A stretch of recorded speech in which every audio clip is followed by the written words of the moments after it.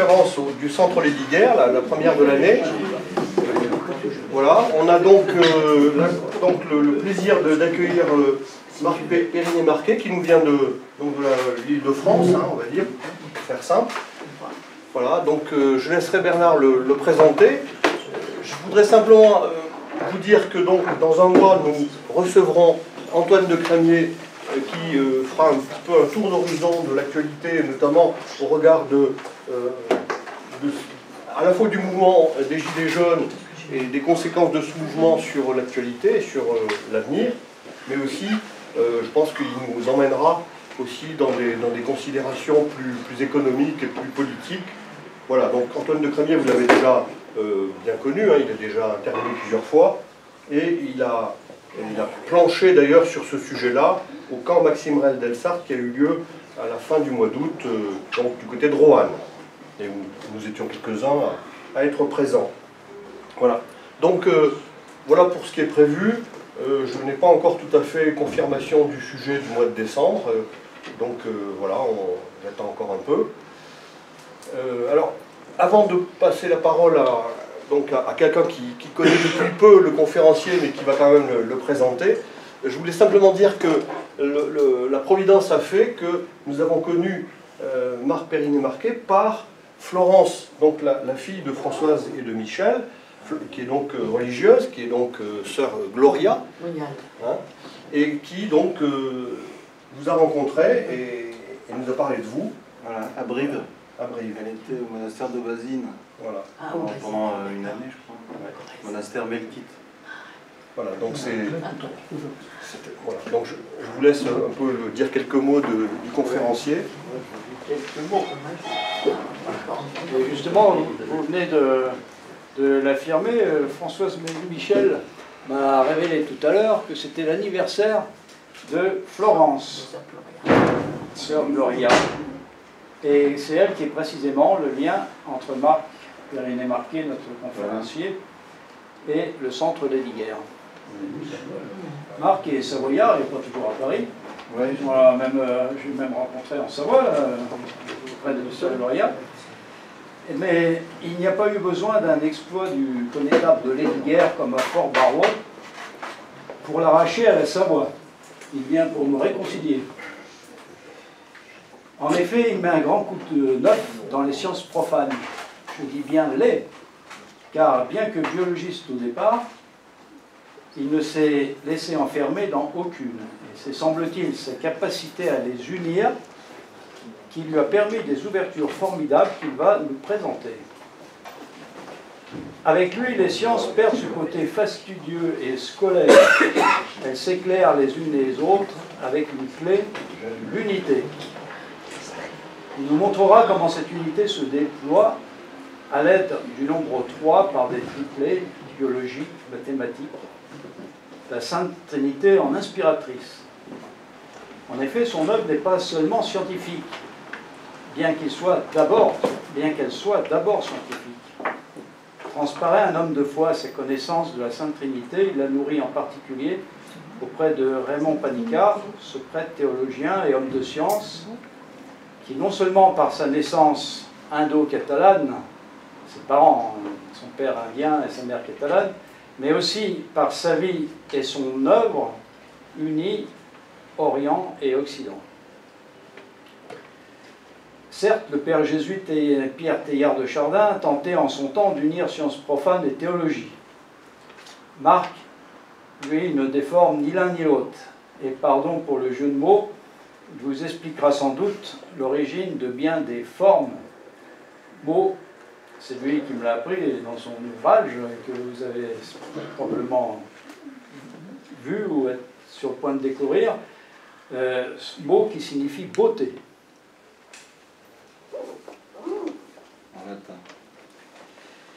Puisque sœur Gloria est ce soir présente d'une certaine façon, joyeux anniversaire à elle, que son nom de gloire éclaire par Marc vos chemins.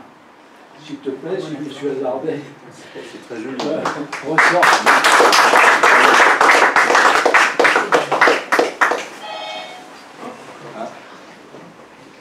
Bernard écrit très bien. À mon avis, il écrit mieux que moi.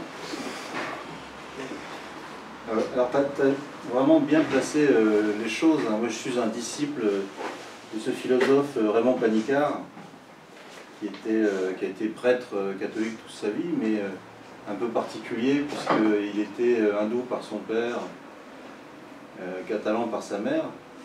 Et quand il a découvert l'Inde, après avoir été ordonné prêtre en Europe, il a été l'aumônier de Mère Teresa. Il m'a raconté, ce que j'ai eu la chance de le rencontrer avant sa mort. Il est mort en 2010, 92 ans. Ensuite, il a redécouvert l'hindouisme avec un autre moine français, le père Le Sceau, et ils ont fait tous les pèlerinages de l'hindouisme ensemble. C'est une aventure extraordinaire qu'il raconte dans une vidéo que vous pouvez vous procurer sur internet, sur YouTube. C'est absolument merveilleux. Il parle de son amitié avec Le Sceau. Voilà, si vous, c'est en anglais, mais c'est vraiment quelque chose à regarder. Moi, je suis qu'un tout petit disciple de Raymond Panicard. Il a écrit une centaine de livres dans sa vie. C'était un type incroyable. Il y en a que 70 qui ont été publiés, je crois, mais bon. Voilà. Moi, je suis à l'origine biologiste. Ensuite, on m'a obligé à faire une thèse de mathématiques pour des problèmes de reconnaissance des formes en biologie, puisque j'avais fait une thèse sur la reconnaissance des formes des moustiques d'Amérique du Sud qui donnent la leishmaniose, une maladie épouvantable. Et pour identifier les moustiques dangereux des moustiques moins dangereux, il faut identifier une partie de ce moustique sur lequel il y a une espèce d'idéogramme chinois. Ça ressemble vraiment à l'idée. Ce sont des touffes de soie. Et derrière cet idéogramme, il y a un langage. C'est absolument incroyable. Et ce langage donne l'espèce. Et donc j'ai fait ma thèse là-dessus en biologie, mais c'était déjà de la reconnaissance des formes. C'était déjà ce qu'on appelle l'intelligence artificielle aujourd'hui. Donc on m'a obligé ensuite à faire une thèse de mathématiques à Dauphine sur tous ces problèmes de vision, d'intelligence artificielle. Et puis ensuite, voilà, moi je suis parti dans le monde de l'industrie, puisque j'ai beaucoup travaillé avec, par exemple, Airbus sur la reconnaissance de l'endormissement des pilotes d'Airbus. Donc on analyse toutes les caractéristiques du visage pour savoir quand est-ce qu'ils tombent en hypovigilance, parce que c'est très important pour Airbus sur des longs courriers, des avions qui font 17 heures. Voilà, donc ça ne plaisait pas du tout aux pilotes d'essai, puisqu'on s'en servait un peu comme cobaye. Donc c'est des gens assez fiers.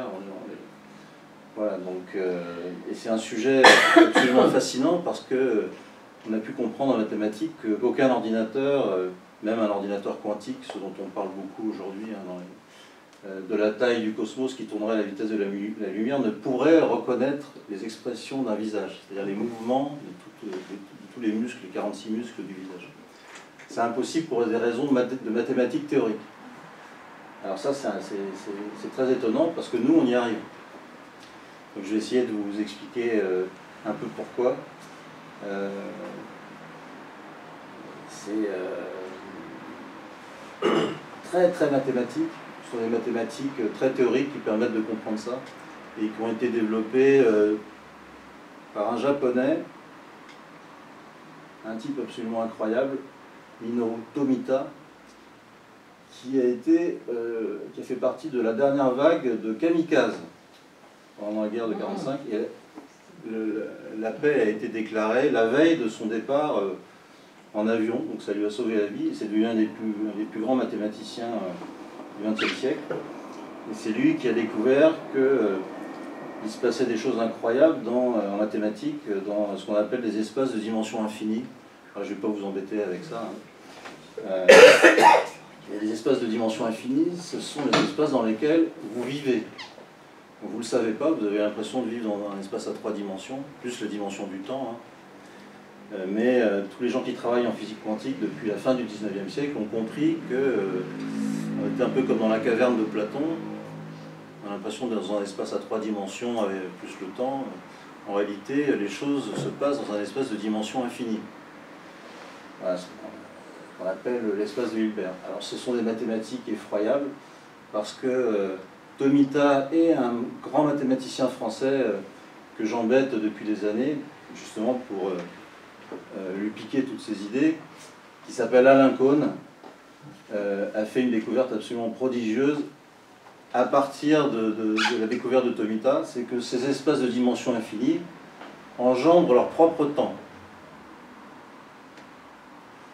Il a eu la médaille Fields pour cette découverte en 1982. Et ça permet de comprendre, en gros, toute la physique quantique. Alors, je vais essayer de vous expliquer ce que ça veut dire que cette histoire d'espace mathématique qui engendre son propre temps. Et ça l'a amené à une conférence en avril 2015, donc 40 ans après sa découverte de ce fait mathématique, que vous pouvez regarder aussi sur Internet, qui s'appelle Temps et aléas quantiques, où il démontre mathématiquement qu'il existe un troisième temps en physique qu'on ne connaissait pas, qui est différent du temps d'Einstein et du temps chronologique. Vous savez que le temps d'Einstein, c'est un temps géométrique, hein, c'est un temps qui donne sa courbure à l'espace. C'est pas un temps logique, puisque c'est pas interdit avec le temps d'Einstein de repartir dans le passé et de tuer votre arrière-grand-mère, si vous voulez, quand elle a 5 ans. Mais du coup, il y a un problème de logique, parce que si vous tuez votre arrière-grand-mère quand elle a 5 ans, vous n'êtes pas né. Donc, mais avec le temps d'Einstein, c'est pas interdit, parce que c'est un temps géométrique. Vous pouvez vous balader du passé vers le futur, mais aussi du futur vers le passé. Donc il n'a rien à voir avec le temps chronologique qu'on connaissait avant Einstein. Et depuis, on ne comprend rien, puisque ces deux temps... et en fait, Alain Cohn a découvert qu'il y avait un troisième temps. Donc le temps en physique, si on comprend ce que dit Alain Cohn, ce qui n'est pas facile, est trinitaire. Alors ça, c'est la conférence d'Alain Cohn d'avril 2015, donc c'est vraiment très récent. J'ai discuté de cette conférence avec les plus grands physiciens spécialistes du temps d'Einstein. Ils sont fous de rage. Ils refusent cette idée, mais ils n'ont pas le niveau en mathématiques d'Alain Cohn, qui est considéré comme le plus grand mathématicien dans le monde aujourd'hui, de loin. Les Français ne connaissent pas parce qu'il est beaucoup moins médiatique que Cédric Villani, par exemple. Vous connaissez tous Cédric Villani, qui est un génie aussi. Hein, mais voilà, Alain Cohn, c'est vraiment... Bon, ils n'ont pas le même âge, hein, c'est pas le même. Donc on est en train de découvrir tout un tas de choses épouvantables, mais passionnantes. C'est que le temps est une réalité trinitaire. Je vais essayer de vous expliquer ce que ça veut dire. Et que c'est lié aussi au fait qu'un espace de dimension infinie est aussi une réalité trinitaire, c'est-à-dire à la fois quelque chose qui a une forme, hein, comme tu disais Bernard, c'est un espace, donc c'est quelque chose qui a une forme, mais c'est aussi quelque chose qui a une thermodynamique, puisqu'il engendre son propre temps, et c'est quelque chose qui a aussi une intelligence. En mathématiques, on dit une algèbre. Donc c'est aussi un truc trinitaire. Donc nous voilà bien, on est cerné par on est en train de découvrir, c'est récent, en 2015, hein, la conférence d'Alain Cohn. Alors il l'a peaufiné, hein, pour être sûr de lui, il a mis 40 ans. Hein. Donc sa thèse, c'est 73, je crois. Voilà, et sa conférence est 2015. Et entre-temps, il y a des centaines d'articles. Il se trouve que Raymond Panicard avait compris tout ça il y a déjà 50 ans. Il a écrit un livre sur la Trinité en 1962, oui, ça fait même plus que ça, parce que c'est ma date de naissance. Je me rajeunis là. Où il explique tout ça, et c'est extraordinaire parce que il comprend que, comme Panicard est scientifique, passionné de physique quantique,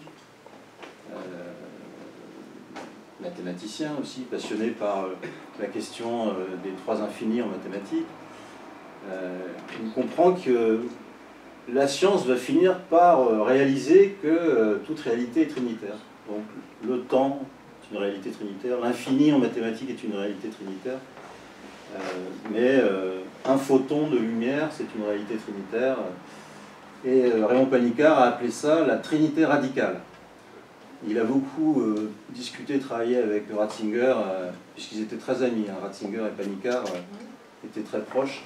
Et même quand Ratzinger est devenu pape, il appelait Panicard souvent au téléphone dès qu'il avait un problème hein, de dialogue, surtout de dialogue interreligieux, puisque Panicard connaissait toutes les religions du monde, toutes les philosophies. Hein. Alors Panicard, bon, il a été professeur à l'université de Benares en Inde, professeur d'hindouisme. Il a traduit tous les textes de l'hindouisme du sanskrit à l'anglais. mais il a été aussi professeur de philosophie à Harvard, professeur c'est un type incroyable. Il est professeur de philosophie en Californie aussi.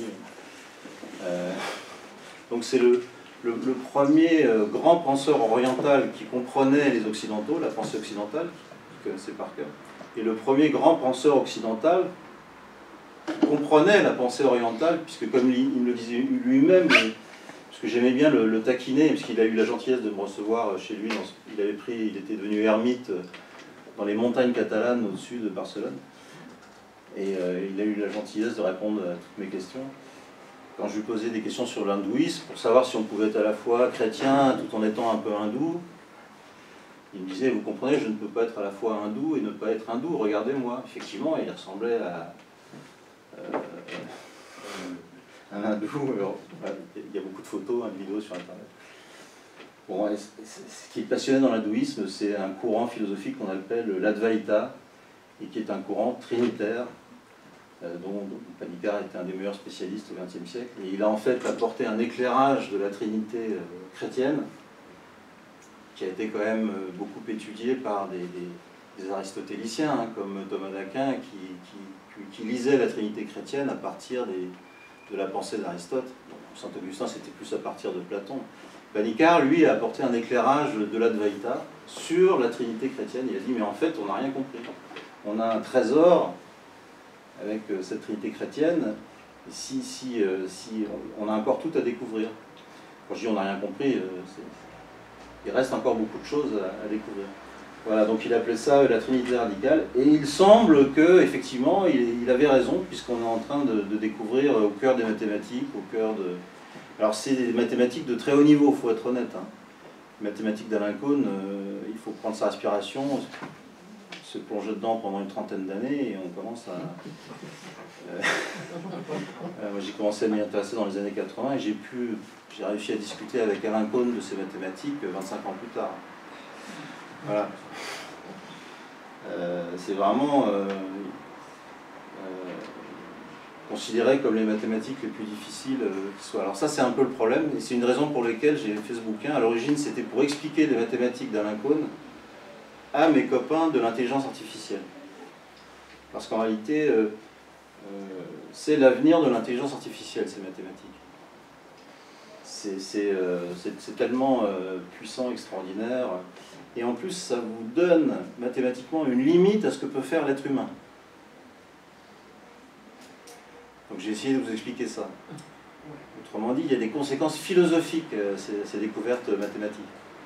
Alors c'est des mathématiques qui sont éminemment trinitaires, ce qui n'est pas nouveau, hein, puisque Platon disait déjà, dans un de ses derniers textes, le Philède, que en gros si on retirait des sciences tout ce qui relevait de la géométrie, de l'arithmétique, donc le monde des nombres, l'arithmétique c'est le monde des ordinateurs, en gros. Dans un ordinateur il n'y a que des nombres entiers.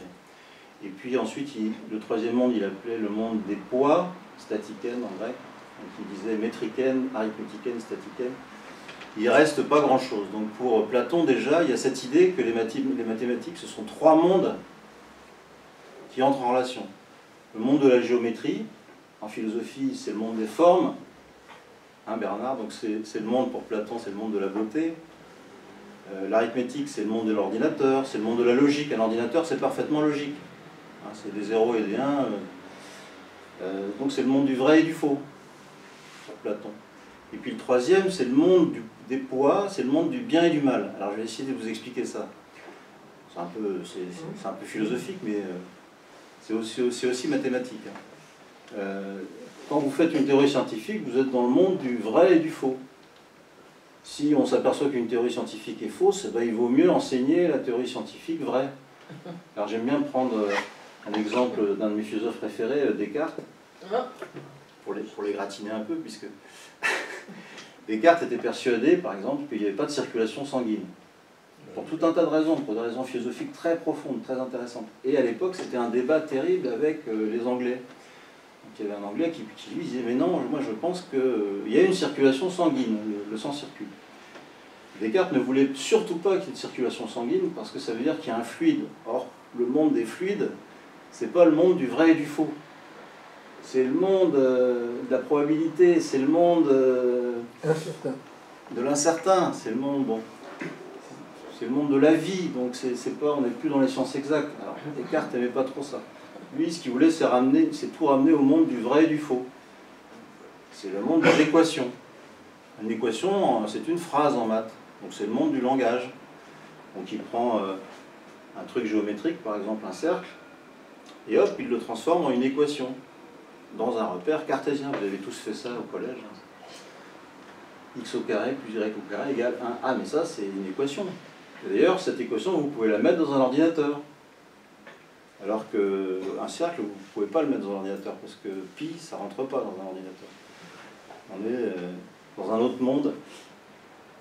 Donc le vrai et le faux, c'est le monde de l'ordinateur, c'est le monde des théories scientifiques, c'est le monde des scientifiques. Heureusement, aujourd'hui, on n'enseigne plus la théorie de Descartes, elle est fausse.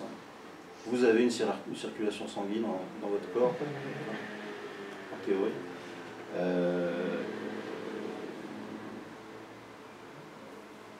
Deuxième monde, le monde du bien et du mal. Alors c'est le monde le plus difficile à percevoir pour les mathématiciens. C'est le monde de l'action. Donc quand vous voyez un gamin qui risque de se faire écraser par un bus, qu'est-ce que vous faites? Vous vous jetez sous le bus et vous allez essayer de sauver le gamin. Vous allez agir. Votre action n'est ni vraie ni fausse.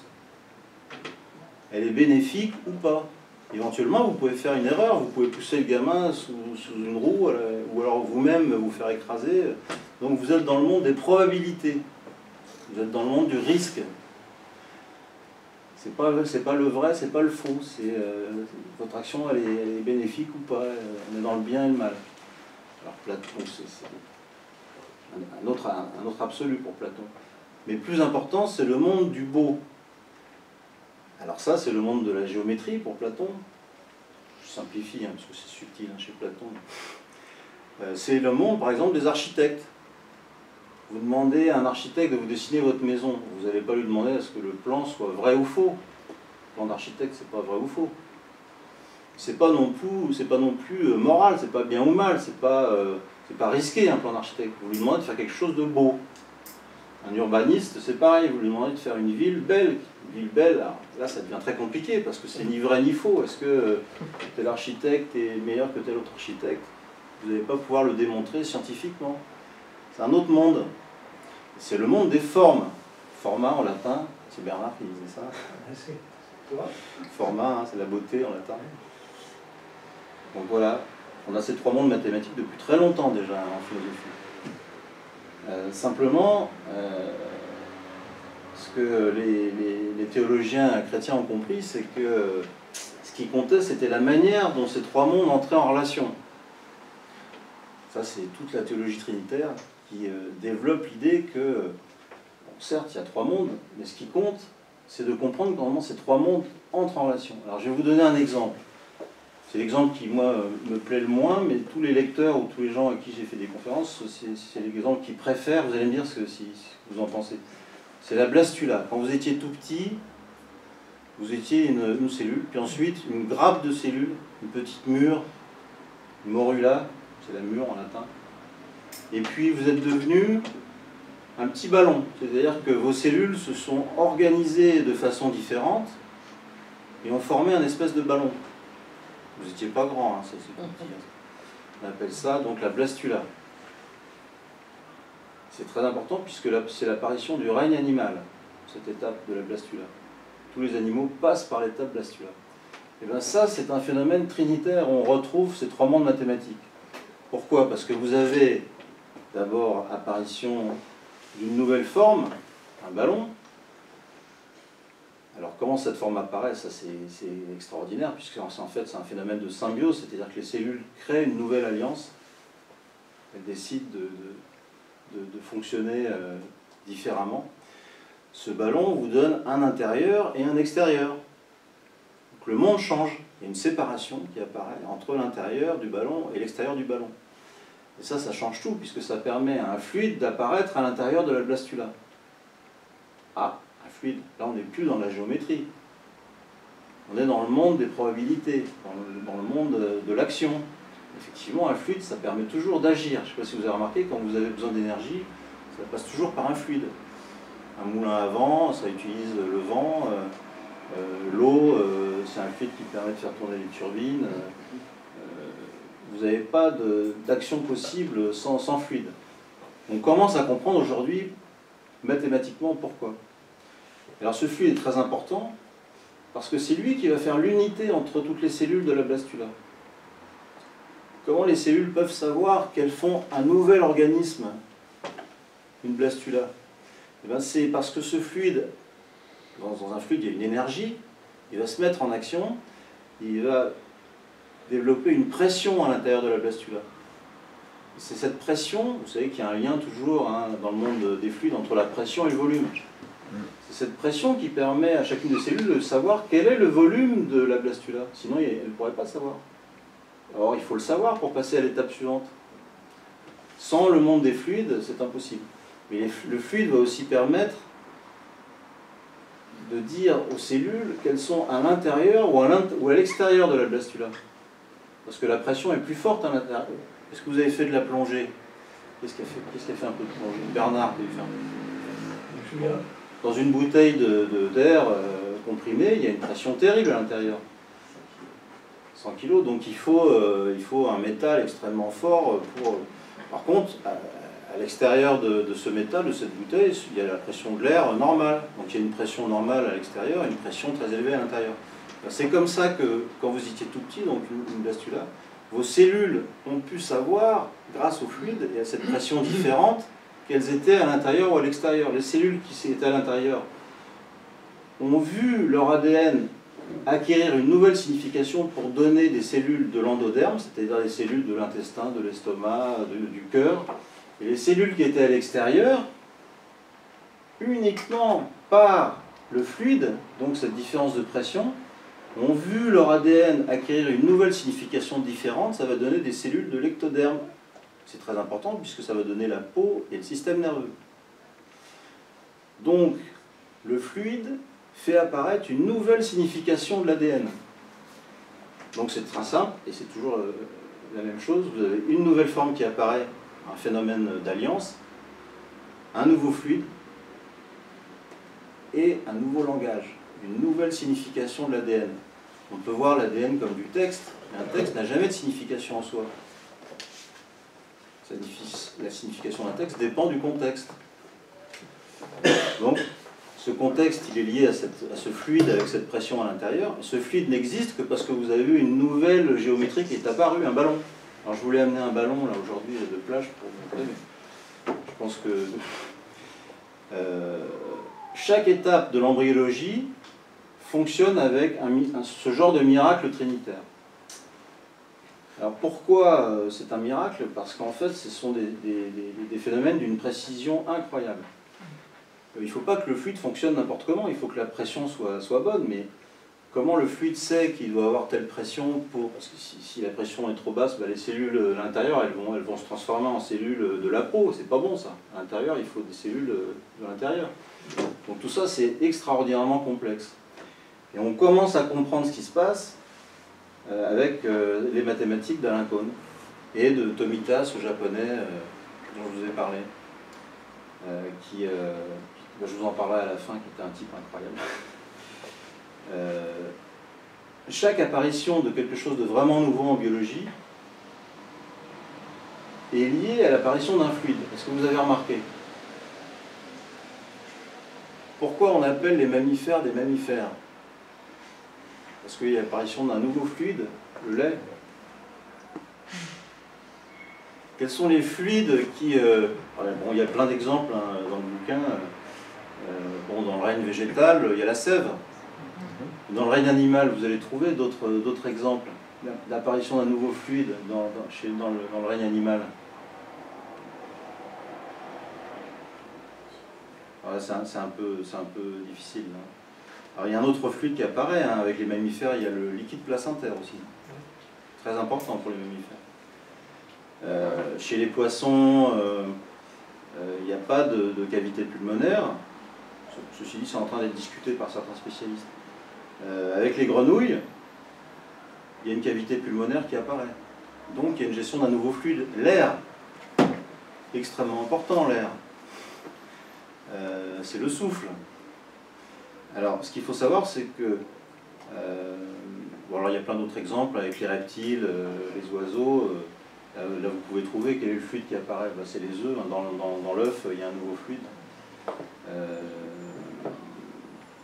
Bon, voilà, il y a plein d'exemples comme ça. Dès que quelque chose de nouveau apparaît, quelque chose de vraiment nouveau, pas une nouvelle variété d'un organisme animal ou végétal un tout petit peu différent, comme par exemple un chien que vous allez faire évoluer en teckel pour une anglaise un peu bizarre. Quand vous avez quelque chose de vraiment nouveau qui apparaît, il y a un signe indubitable, c'est qu'un nouveau fluide apparaît. Et ça veut dire que vous avez un phénomène trinitaire qui est apparu. Parce que pour que le nouveau fluide apparaisse, il faut qu'il y ait une nouvelle géométrie qui soit apparue avec une nouvelle cavité dans laquelle le fluide va se loger. Mais pour que cette nouvelle géométrie et ce nouveau fluide fonctionnent, il faut qu'une nouvelle signification de tout votre génome, ou d'une partie du génome au moins, apparaisse. Donc à chaque fois qu'un nouveau fluide... Alors quand vous êtes développé dans le ventre de votre mère, vous êtes passé par tout un tas d'étapes. Et à chaque fois, un nouveau fluide est apparu. Et à chaque fois, une nouvelle signification de l'ADN, comme un nouveau langage, est apparu. Alors c'est extraordinaire parce que... Ça, c'est un point un peu délicat. Vous me dites hein, si y a quelque chose que vous voulez que je précise. Donc, une nouvelle forme, nouveau fluide, nouvelle signification de l'ADN. Quand l'ADN commence à avoir cette nouvelle intelligence qui est, tiens, je vais me développer pour faire une cellule de l'intérieur, ça n'a pas de sens si vous n'avez pas cette nouvelle forme avec un intérieur.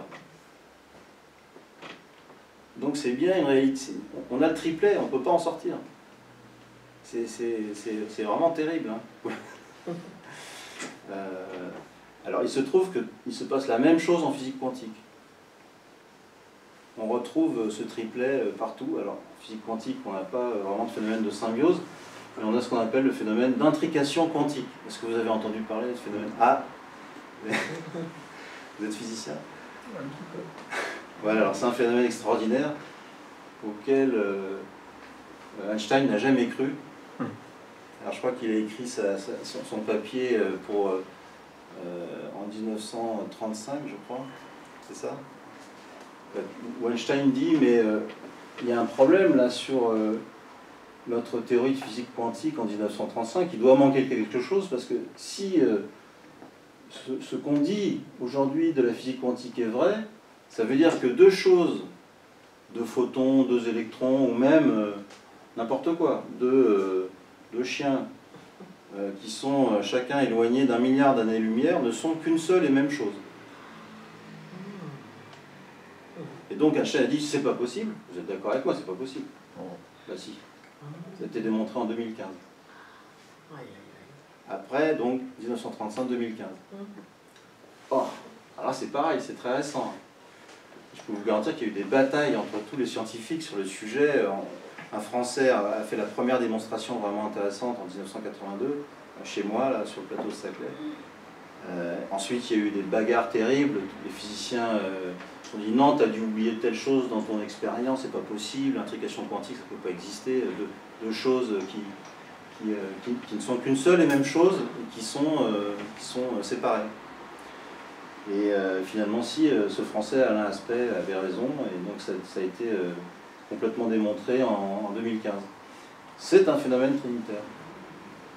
C'est exactement le même phénomène qu'avec la symbiose. C'est des espèces de phénomènes très bizarres qu'on ne peut comprendre qu'avec les mathématiques d'Alain Kohn, qui sont elles-mêmes trinitaires, puisque le cœur de ces mathématiques, c'est ce que Alain Kohn appelle le triplet spectral. En quoi l'intrication quantique était un phénomène trinitaire? Alors pour ça, il faut comprendre les maths d'Alain Kohn. Ouais. Il faut comprendre la notion de triplet spectral, qui est le cœur de la géométrie non commutative, qui est donc le domaine que Alain Kohn a découvert à la suite de Tonita. Tout est trinitaire chez Alain Kohn. Alors ce qui est fascinant, c'est que Alain Kohn, c'est un mathématicien génial, hein, mais c'est pas du tout un philosophe. J'ai emmerdé avec la philosophie pendant des années.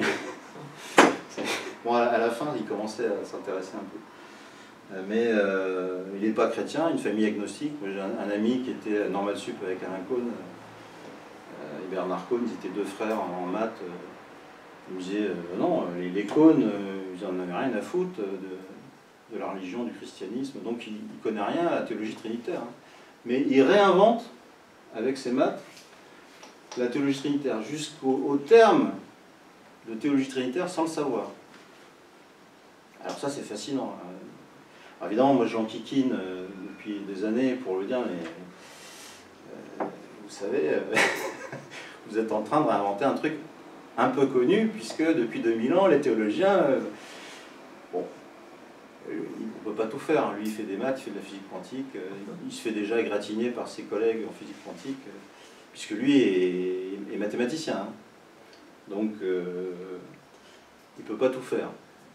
Voilà. Mais ce qui est fascinant, c'est que plus ça va, plus je réalise que Panicard avait raison, parce que tout ça avait été dit par Panicard, prophétisé par Panicard, on peut dire. Donc c'est très amusant, parce que, bon, moi je ne suis pas Panicard, je ne suis pas théologien, donc je connais un peu la théologie trinitaire, mais pas comme un vrai théologien. Mais c'est vrai qu'à chaque fois que je relis les textes de Panicard, bon, bah, il avait eu cette vision prophétique. Toute réalité est trinitaire. Et il se trouve que, donc, moi j'avais sorti une première version pour la faire relire par tous mes copains de l'intelligence artificielle, hein, de ce bouquin. Et je passe voir Bénédicte Boisseau, là, que tu connais, donc, qui s'occupait de la formation des adultes en théologie au diocèse, c'est ça, qui dirige maintenant le centre de Saint-Hugues de Biviers. Voilà.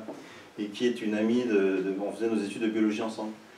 Et elle me dit, mais tu sais, je viens de lire ton draft là, est-ce que tu as regardé le Laudato Si? Alors, pour pas me faire gronder, je lui dis, écoute, je regardais un peu en diagonale. Parce que Bénédicte, elle est très... hein, elle est exigeante. Et elle me dit, mais écoute, il y a un passage, donc dans cette encyclique écrite par le pape François. Alors, il semblerait qu'en fait, ce passage ait plutôt été écrit par Ratzinger. Bon, moi, j'en sais rien, je ne suis pas un vaticanologue. Sur la Trinité et la relation entre les créatures. Donc, c'est le chapitre 7 de Laudato Si. Et là, je retrouve... voilà, c'est ça. Paragraphe 239. Pour les chrétiens, croire en un Dieu qui est un et communion trinitaire incite à penser que toute la réalité contient en son sein une marque proprement trinitaire. Saint Bonaventure, c'est le grand théologien franciscain du XIIIe, je crois. C'est sur Saint Bonaventure que Ratzinger a fait sa thèse de théologie. C'est pour ça que les spécialistes pensent que ce passage a été écrit sûrement par Ratzinger. Saint Bonaventure en est arrivé à affirmer que l'être humain pouvait découvrir comment chaque créature atteste que Dieu est trine. Le reflet de la Trinité pouvait se reconnaître dans la nature, quand ce livre n'était pas obscur pour l'homme et que le regard de l'homme n'avait pas été troublé. Le saint franciscain nous enseigne que toute créature porte en soi une structure proprement trinitaire, si réelle qu'elle pourrait être spontanément contemplée si le regard de l'être humain n'était pas limité, obscur et fragile. Il nous indique ainsi le défi d'essayer de lire la réalité avec une clé trinitaire. Alors ça, je trouve que c'est une phrase très belle, puisque la théologie trinitaire chrétienne nous donne une clé. On n'est pas obligé de s'en servir. C'est un cadeau. Vous avez une clé. Vous êtes enfermé devant, vous savez, quand on fait de la recherche, on essaie de passer des portes les unes après les autres sans arrêt, puis derrière il y a encore une porte, puis derrière encore une porte. Bon, bah, si vous voulez essayer la clé, vous avez le droit. Et il se trouve que ça marche. Moi, c'est mon expérience depuis 30 ans. Donc, grâce à Bénédicte, j'ai découvert... j'avais lu un peu le début, mais pas la fin. Donc, C'est merveilleux parce qu'il y a une espèce d'humour du bon Dieu, j'ai l'impression, puisque aujourd'hui ce sont mes amis chrétiens qui sont le plus réticents à cette notion, notamment quelques jésuites, quelques théologiens, parce que ça leur fait peur. Ils disent, oh là là, nous depuis Galilée, on ne veut plus entendre parler de science, hein, chacun son boulot. Hein. Nous on fait la science de Dieu, entre nous, tranquillement, on fait notre petite tambouille, puis vous vous intéressez avec la physique, le cosmos, la biologie, tout ça. Chacun, hein, les vaches seront bien gardées. Oui, sauf que là, ce sont les scientifiques comme Alain Caunes, qui ne sont pas du tout chrétiens, qui se foutent complètement de ces histoires de théologiens, qui disent, mais nous, ça nous intéresse, on aimerait comprendre toutes ces histoires trinitaires, puisque on est en train de réaliser que ce qui compte, en fait, ce sont les différentes relations entre les trois dimensions de chacune des réalités trinitaires. Or, les relations trinitaires, c'est ce que font les théologiens chrétiens depuis 2000 ans. Ils étudient ça depuis 2000 ans. Donc ils ont, comme je dis souvent, ils ont 2000 ans d'avance sur nous. Alors j'ai discuté de ça avec le père Raymond, qui est l'aumônier de Sœur Gloria, à Puny, qui est très drôle, qui me disait « Oh là là, non, vous les mathématiciens, vous avez une éternité de retard sur les théologiens. » Bon, moi je trouvais que 2000 ans, ça faisait déjà pas mal, une éternité. Donc il y a une espèce de tête à queue, d'inversion on peut dire que le début, c'est le bouquin de Panicard qui avait expliqué tout ça, prophétisé tout ça, mais ça commence, je pense, à devenir vraiment concret, sérieux depuis 2015. Et alors, ce qui s'est passé en 2015, c'est que donc il y a eu la découverte de l'intrication quantique définitive. Alors ça a des conséquences phénoménales, hein, l'intrication quantique. Ça va foutre en l'air toute la physique, toute l'informatique, ça va obliger par contre tout le monde à comprendre les mathématiques d'Alain Caunes. C'est un cauchemar. C'est pas gagné. Alors c'est pour ça que mes copains d'intelligence artificielle m'ont demandé ce bouquin, puisque donc moi j'aime pas ce mot en intelligence artificielle, hein. Mais enfin c'est ce que tous les journalistes disent en ce moment là. Alors le pape en fait de l'intelligence artificielle, c'est un Français qui s'appelle Yann Lequin, qui vient d'avoir le prix Turing, c'est-à-dire le prix Nobel de l'informatique il n'y a pas longtemps, qui a inventé un modèle qu'on appelle machine learning ou deep learning, c'est-à-dire d'apprentissage automatique, qui marche beaucoup mieux que tous les autres modèles, et donc ça a donné cet engouement incroyable pour l'intelligence artificielle. Je ne sais pas si vous êtes intéressé à ça. Donc Lequin maintenant est devenu patron de l'intelligence artificielle chez Facebook, et il a budget illimité pour améliorer son système, qui marche beaucoup mieux que tout le reste, mais qui marche très très mal, surtout comparé au cerveau humain. Alors, il m'a demandé d'organiser un rendez-vous avec Alain Caunes, parce qu'en fait, il ne sait pas exactement pourquoi son modèle marche mieux que les autres. En fait, si son modèle marche, c'est parce que Lequin, qui n'est pas mathématicien, c'est un spécialiste de machine learning, hein, d'apprentissage, utilise, un peu comme M. Jourdain, sans le savoir, les mathématiques d'Alain Caunes. Et alors ça, j'en ai discuté avec Alain Caunes, et Alain Caunes est d'accord avec moi là-dessus. Il dit oui, effectivement. Il utilise la géométrie non commutative, c'est le nom barbare, hein, de ces mathématiques trinitaires d'Alain Caunes. Par contre, Alain Caunes n'a pas voulu que j'organise une soirée crêpe avec Lequin, parce que il a par contre écrit un roman où il est contacté par un Californien pour travailler sur l'intelligence artificielle. C'est un roman qu'il a sorti il y a 1 ou 2 ans qui s'appelle Le Spectre d'Atacama. Lisez-le s'il faut aimer les mathématiques. Et donc c'est un personnage qui ressemble beaucoup à Alain Caunes, hein, qui est un mathématicien avec l'accent du Sud. Alain Caunes est de Marseille, hein, et qui est kidnappé par des milliardaires californiens pour travailler sur l'intelligence artificielle. Alors ça se passe très mal, etc. Donc en fait, moi, si j'ai bien compris, je suis le salaud qui est mis en contact avec les... Donc il n'a pas voulu donner suite à ce travail. puisqu'il a bien compris qu'effectivement c'était un sujet très très intéressant, parce qu'Alain Kohn n'est pas bête, hein, donc il a compris assez vite. Effectivement, Yann Lequin, il faisait de la géométrie non commutative sans le savoir. Donc ces découvertes vont avoir des conséquences, je pense, incalculables dans les années qui viennent. En mathématiques, en physique théorique, en intelligence artificielle, puisque donc, oui, ce que je ne vous ai pas dit, c'est que Lequin a compris intuitivement qu'il avait besoin des mathématiques d'Alain Kohn. Or, comme Lequin, il a budget limité, je pense qu'il va réussir à inviter Alain Kohn dans un bon restaurant. Voilà. Donc, je pense que ça va avoir des conséquences incalculables dans les années qui viennent. Je prie pour que Alain Kohn ne soit pas kidnappé, parce que je me sentirais un peu responsable. Moi, en fait, ce qui m'intéresse, ce sont surtout aujourd'hui les conséquences extraordinaires en biologie et en médecine. C'est-à-dire que ces mathématiques, ces paradigmes permettent de renouveler toute la vision qu'on peut avoir de la biologie, puisque ce sont des phénomènes trinitaires qui correspondent à ces trois mondes mathématiques, qui eux-mêmes correspondent à trois infinis en mathématiques, mais là je ne vais pas vous embêter avec ça ce soir.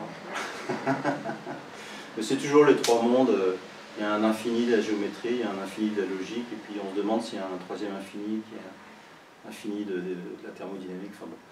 Et ça c'est un sujet qui a été considéré en 1900 au premier congrès mondial de maths à Paris, où tous les grands mathématiciens du monde se sont réunis, comme le sujet le plus important à résoudre en mathématiques. Alors, est-ce qu'entre l'infini de la géométrie et l'infini de la logique, il y a un troisième infini, oui ou non? Et on n'a pas réussi à résoudre le problème au XXe siècle.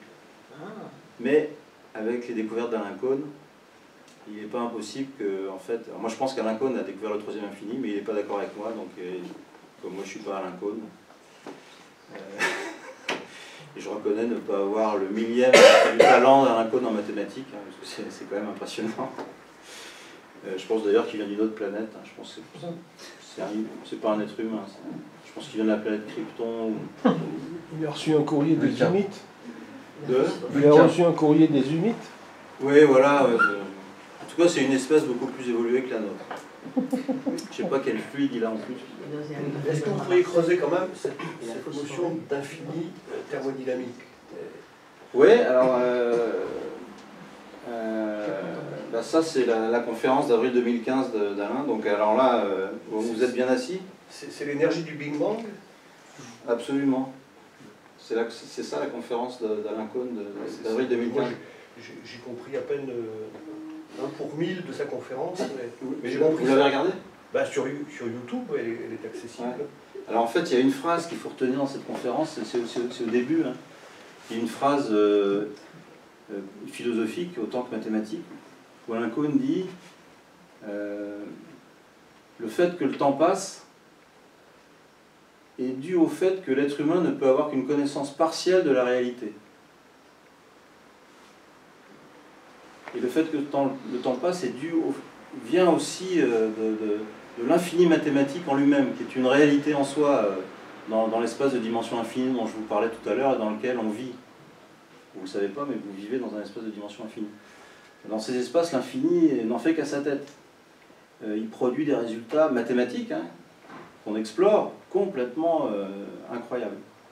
C'est ce que je vous disais au tout début, il engendre son propre temps physique. Alors, Alain Kohn a mis 40 ans à comprendre comment faire le lien entre cette notion d'espace infini qui engendre son temps physique et le temps physique qui passe.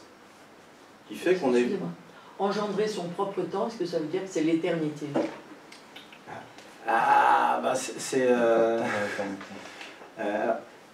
je peux répondre peut-être d'une certaine manière. C'est vraiment très difficile. Hein, puisque si Alain Kohn a raison dans sa conférence, ça veut dire que vous avez un triplet, encore un triplet.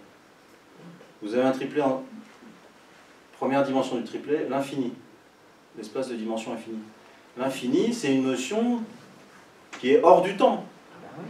Donc c'est éternel. Hein, là, on est du côté du transcendant, du divin. Bon. Il met ensuite l'être humain.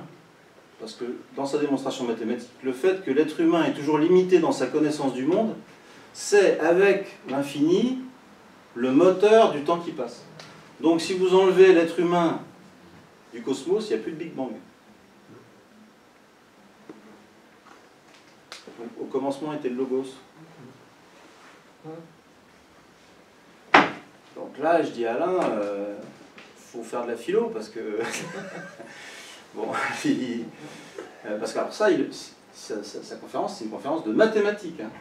Il le démonte mathématiquement. Pour être sûr de lui, il a mis 40 ans. Hein. C'est une conférence de mathématiques prononcée devant des mathématiciens à l'IHES, à Bure-sur-Yvette. Alors oui, mais c'est de la philo. Ben oui. Alors il a une phrase pour expliquer ça qu'il a trouvée avec son épouse qui est littéraire et son directeur de thèse. C'est tellement difficile à comprendre. Je comprends que vous soyez un peu...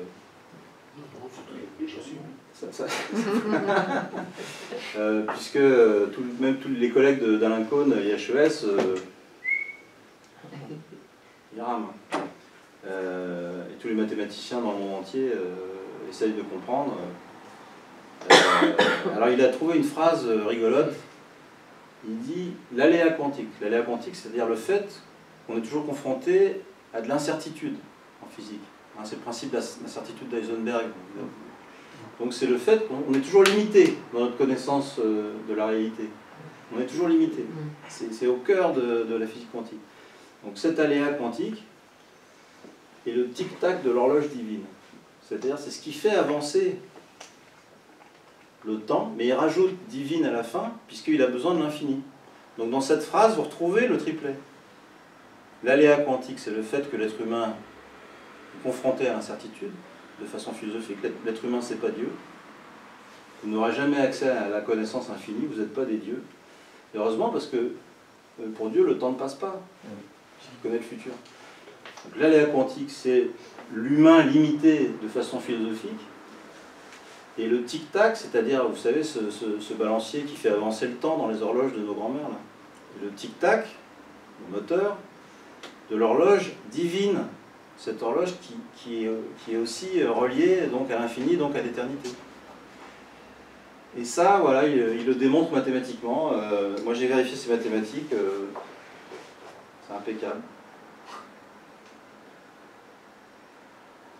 Donc on vit une époque formidable, puisque les scientifiques font de la philo, de la théologie même, les théologiens ne veulent pas entendre parler de science. Donc en fait c'est les scientifiques qui maintenant ont besoin... Mais attendez, ça fait 2000 ans que vous bossez sur tout ça. Parce que, ah oui, ce que je ne vous ai pas dit, c'est que ce triplet là, donc, qui est le résumé de cette conférence d'Alain Cohn, regardez quand même les 10 premières minutes, je pense que c'est une des plus grandes conférences de l'histoire des sciences et de la philo. Bon, c'est incompréhensible si vous n'êtes pas spécialiste des mathématiques d'Alain Cohn, mais regardez quand même. En plus, Alain Cohn est toujours enthousiaste, il est très... tu l'as regardé, je te tutoie, mais c'est quelqu'un qui a un enthousiasme extraordinaire, communicatif. Bon, c'est un demi-dieu hein, dans le monde des maths, hein, il est considéré comme vraiment le plus grand mathématicien vivant par tous les Américains, tous les Chinois, sauf les Français, parce qu'il y a beaucoup de jaloux. Parce que ce qu'il faut savoir, c'est que Paris, c'est la capitale des maths dans le monde. Tous les plus grands rêvent de venir travailler à Paris. Donc il y a des pointures aussi à Paris, comme Villani, par exemple. Alain et Villani ne s'entendent pas très bien. Bon, c'est normal. Hein, alors il se trouve que Villani travaille aussi sur le troisième infini, puisqu'il travaille sur l'équation de Boltzmann qui permet de décrire justement la façon dont fonctionnent les fluides. Donc tout ça est en train de se rejoindre, ça va faire une espèce de cataclysme bientôt. Il y a encore un autre mathématicien, Laurent Lafort, qui est un ami d'une de vos filles. Et c'est le parrain d'un C'est le parrain de votre petit-fils. C'est un ami de Sifrène et Fabrice. Voilà, que j'ai rencontré grâce à Aurélie. Jacob. Donc Laurent Lafort, c'est pareil, c'est un monstre des mathématiques français, médaille Fields lui aussi, 2002, donc il est plus jeune qu'Alain, qui est l'héritier de, je ne sais pas si vous avez entendu parler de cette légende des mathématiques, Grothendieck, qui est mort en 2014, qui était devenu ermite, qui est considéré comme une espèce de génie. Alors malheureusement, c'est pour Grothendieck qu'on a construit l'Institut des hautes études scientifiques près de Paris, où il y a tous les plus grands mathématiciens qui travaillent là. Et puis, alors Laurent Laforgue connaît bien l'histoire, hein, donc c'est une tragédie puisque il a arrêté les mathématiques dans les années 70. Ah, ça c'est terrible. Et Laurent Laforgue est son successeur. Il est considéré comme vraiment le successeur et le gardien du temple. Voilà, et donc Laforgue travaille à quelques mètres du bureau d'Alain Caunes. Donc il y a une espèce de concentration à cet endroit absolument incroyable où il est le plus grand esprit, puisque Alain Caunes, ah oui, je ne vous ai pas dit, mais a fait aussi un article effroyable en 2014. En 2014-2015, il s'est vraiment passé des choses incroyables.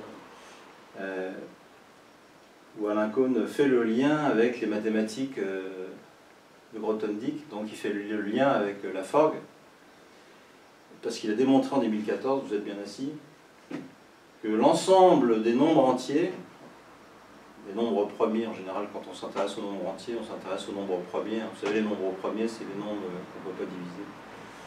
L'ensemble des nombres premiers est un espace de dimension infinie, donc il a une géométrie, une thermodynamique et une algèbre. C'est l'algèbre des nombres premiers. Alors qu'est-ce que ça veut dire quand Alain Caunes dit que les nombres premiers ont une thermodynamique, c'est-à-dire c'est un truc vivant? Il faut lire son article de 2014, je vous garantis, c'est fabuleux. Alors ce que je ne vous ai pas dit, c'est que, donc là c'est pareil, trinitaire. Et alors ça, j'en ai discuté avec Laforgue, il est d'accord avec ça. Et Laforgue, c'est le pape des mathématiques de Grothendieck. Par contre, Alain Caunes veut trinitariser les mathématiques de Grothendieck, puisque Grothendieck fait le lien entre la géométrie et l'arithmétique, mais il n'a pas mis le troisième infini, le monde des fluides, le monde des probabilités. Alain Caunes, lui, rajoute les probabilités aux mathématiques de Grothendieck, mais Laurent Laforgue, pour le moment, refuse. Alors c'est très drôle parce que là encore, Laurent Laforgue, vous le connaissez bien, il est chrétien, catholique, engagé, il est connu, hein. Il est courageux puisque dans le monde scientifique, se présenter comme catholique, c'est pas toujours facile. Bon, lui, il a la médaille Fields, hein. Donc ça va. Mais enfin, il m'a expliqué que ça posait quand même... enfin bon, pourquoi pour des chrétiens, vous parliez de théologiens tout à l'heure, qui avaient peur en disant chacun dans son précaré, etc. Ce qui m'étonne, c'est que comment se fait-il que tous ces chrétiens puissent avoir peur de découvertes qui montrent que Dieu est créateur de tout et de ces choses découvertes. Bah, j'en discutais avec le jésuite EV, là, qui est patron de la revue jésuite, qui a écrit un livre sur Darwin il y a quelques années. Parce que, alors, ce que je vous ai à peine précisé, mais il faudra refaire une... C'est que tout ça, ça remet en question la vision darwinienne de la biologie. Donc... Merci Seigneur. oui, mais alors, c'est une religion d'État, le darwinisme. Donc, ça, c'est faux. Alors, Alain Caunes, il s'en fout. Alain Caunes, ça l'amuse. Alors, tous mes amis me disent, ouais, mais tu comprends, Alain Caunes, il peut dire ça, il est intouchable. Ah oui, d'accord. C'est Alain Caunes. Alain Caunes, en maths, il a l'image d'Einstein qu'Einstein avait en physique. Hein. C'est vraiment, c'est un demi-dieu. Alors, il parle de Dieu, il est interviewé dans Le Point il y a 4 ans. Regardez, vous pouvez retrouver l'article. Le titre, c'est « Les mathématiques sont aussi poésie ». Tu l'as retrouvé, non? Alors, c'est sur Internet. Hein, donc, il est interviewé au Collège de France. Professeur au Collège de France, là, il a pris sa retraite du Collège de France. Mais, la journaliste du Point l'interview. Et alors, il utilise sa phrase pour expliquer sa découverte sur le temps. Là, donc, il a découvert un 3e temps en physique. Et il dit, c'est un temps un peu bizarre, on a trouvé une phrase avec ma femme, l'aléa quantique et le tic-tac de l'horloge divine. Oh! Alors la journaliste est effrayée. Mais vous n'allez quand même pas remettre de la religion dans la science. Vous êtes professeur au Collège de France, vous êtes... Elle a une interview au Collège de France. Il y a une photo d'Alain Caunes au Collège de France. C'est quand même la mecque de... Et il lui répond, il ne s'agit pas de religion, mais bien de transcendance, en effet. Paf, on s'en fout. Alors ça, bon, il y a guère que Alain Caunes qui peut se permettre. Alors, ceci, c'est quand même courageux. Hein. Parce qu'il a fait un livre il y a quelques années avec Jean-Pierre Changeux, qui était aussi professeur au Collège de France, qui lui, matérialiste athée militant, hein, et qui se sont engueulés quand ils ont fait ce livre ensemble. C'est un livre qui s'appelle Matière à penser, qui est déjà vu. Donc voilà, il se passe des choses très curieuses et tout le monde est à... alors EV par exemple, ce jésuite, donc il est normalien, il a fait Normal Sup en physique, donc il est pas mauvais, c'est pas un chercheur en physique, hein, puisqu'il est devenu jésuite après. Lui m'a fait comprendre qu'il est complètement bloqué. Il me dit non, moi Galilée nous a dit que la foi ça nous permettait pas de décrire le ciel, mais de savoir comment aller au ciel, c'est deux choses différentes, terminées. J'ai dit, mais qu'est-ce que vous répondez à Alain Caunes quand il... Pourtant, il y a des mathématiciens qui se convertissent grâce, quand ils découvrent l'infini des nombres premiers. Ça peut faire une conversion. Ça peut faire une conversion. Oui, alors en plus, comme Alain Caunes a découvert le troisième infini, bon, il n'est pas d'accord avec moi, donc je vais le voir à l'usure. Donc si Alain Caunes dit, bah oui, effectivement, le troisième infini existe, donc c'est une question qu'on se pose depuis 1900, hein. Donc c'est une question chaude. Hein. Effectivement, le troisième infini existe. Alors évidemment, c'est lié au temps thermodynamique. Hein. Ça veut dire que l'infini est trinitaire. C'est pas moi qui le dis. Hein. Moi je ne suis pas Alain Caunes. Hein. Donc il faut attendre qu'Alain Caunes se prononce sur le sujet. Voilà, si Alain Caunes dit ça un jour, je pense que ça va faire une espèce de tremblement de terre dans le monde des mathématiques. Bon, il est agnostique, hein. C'est pas un chrétien militant, il s'en fout complètement. La première fois que j'ai essayé de discuter philosophie avec lui, il m'a dit, vous savez, les philosophes, je m'en fous. Bon, après, il a un peu évolué. Et, bon, on peut pas tout faire. Voilà, alors, ce triplet là que Alain a découvert dans cette conférence, donc entre l'infini, l'être humain et le monde matériel, c'est ce que Panikkar appelait depuis des années le triplet cosmo-théandrique. Cosmos, théos, anthropos, c'est-à-dire l'homme.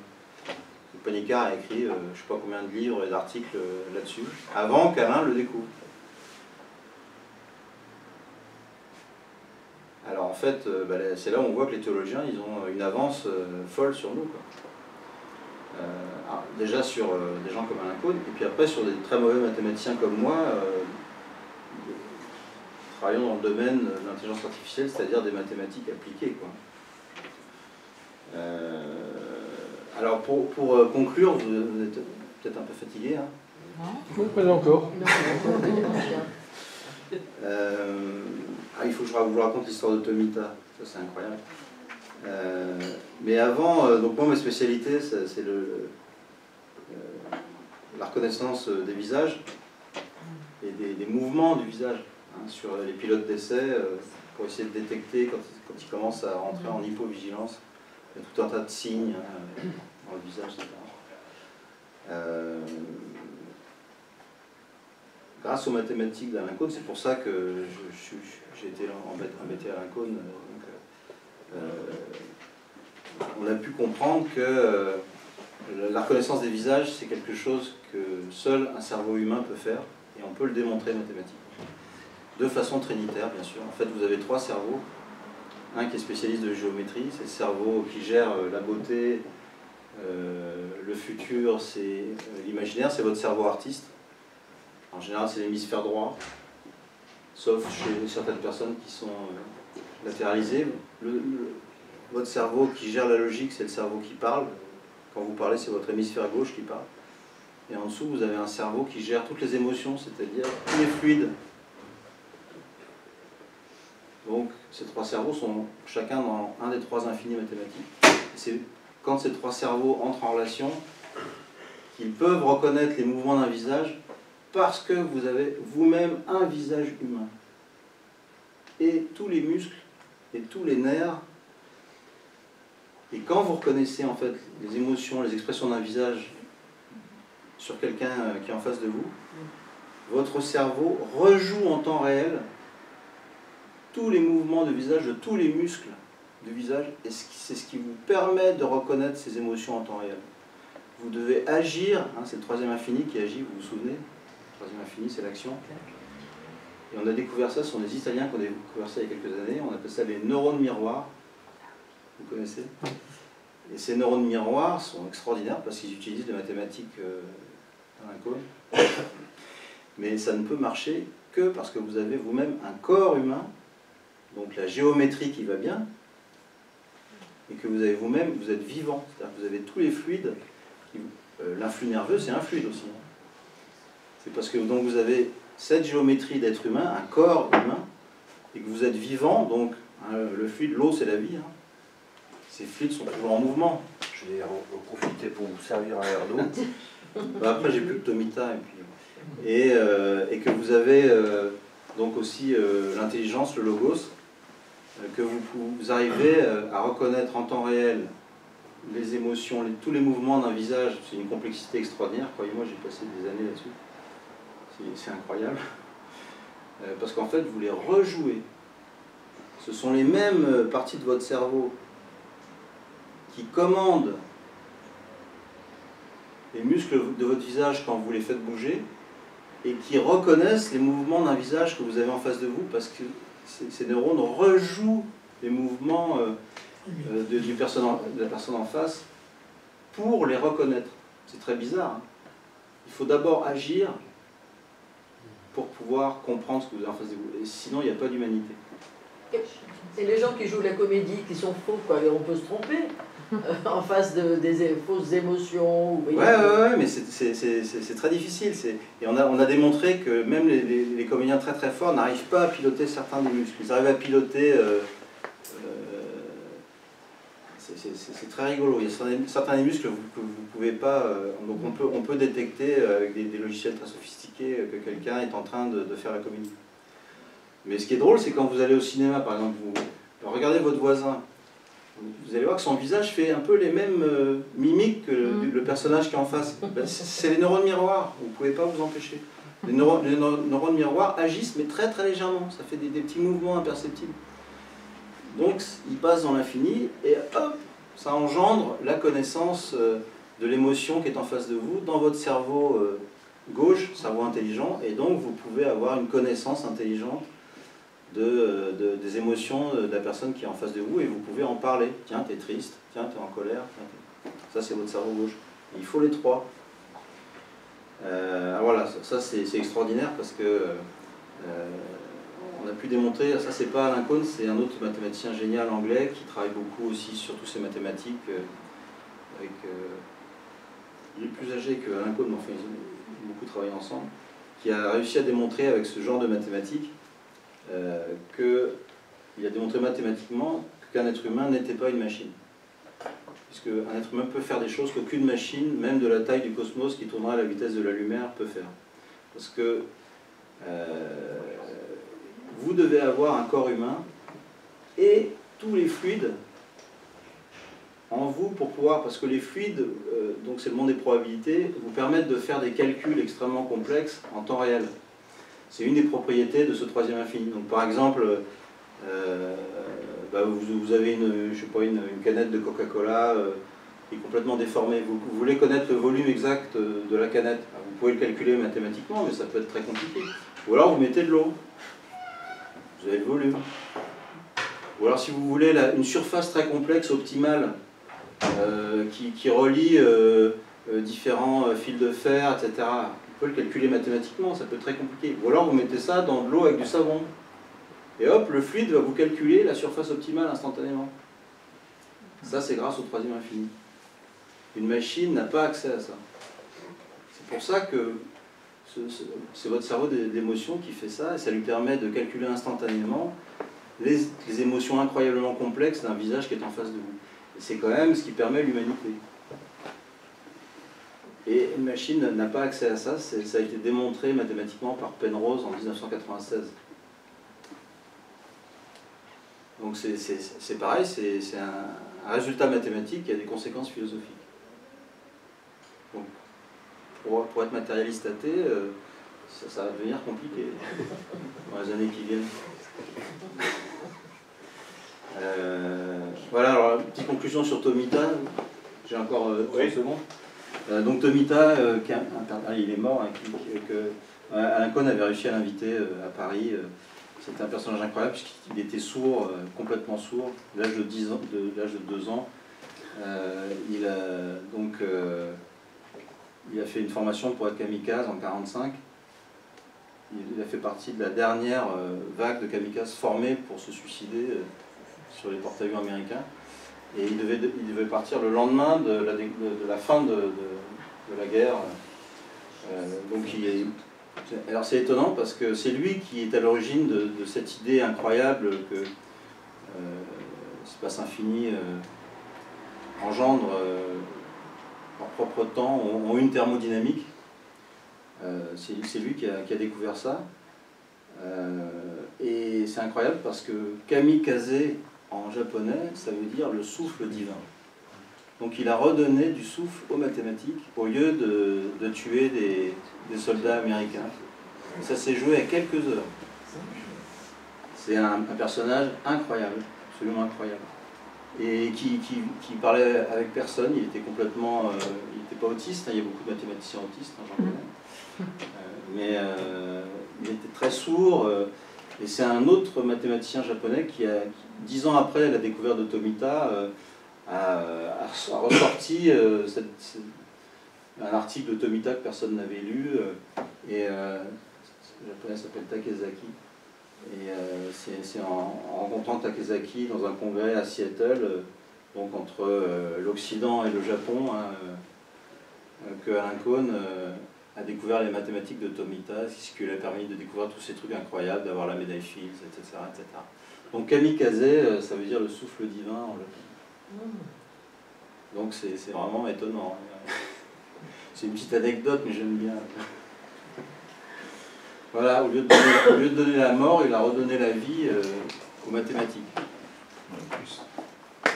Voilà.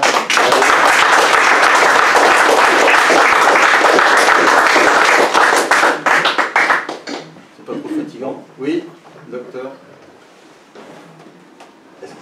Est-ce que vous connaissez un philosophe qui est mort il y a quelques années, qui s'appelle Michel Masson, Masson à 2 S.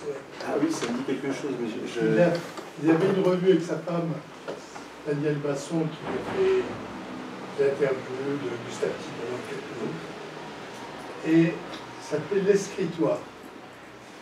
Ah oui, j'ai lu un article là-dessus. Pendant un assez grand nombre de numéros, il a parlé de la Trinité dans le monde. Ouais. Alors, j'ai lu superficiellement quelques-uns, pas l'ensemble, mais peut-être que ça peut être intéressant, et je crois qu'ils ont cessé la publication de l'Escritoire, il doit toujours y avoir un site. Mais ça me dit quelque chose, mais j'ai jamais lu cette revue. J'ai entendu parler, effectivement, de Michel Masson. Alors, pour ma part, j'ai un problème, évidemment, je m'intéresse à l'aspect symbolique, archétypal, bon, est-ce qu'on peut. Et la Trinité chrétienne n'est pas réductible aux Trinités archétypales. Par exemple, dans la religion hindoue, il y a Brahma, Vishnu, Shiva.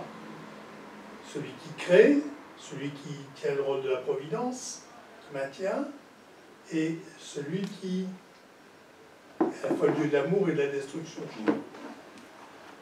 Il y avait les 3 parcs, celle qui tisse, celle qui file et celle qui coupe.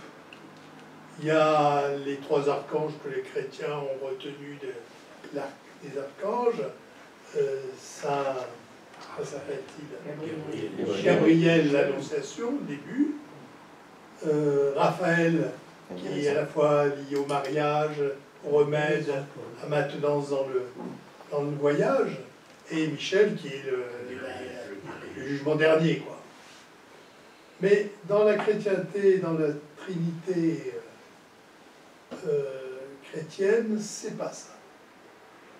Alors j'essaye de voir, mais c'est très réducteur.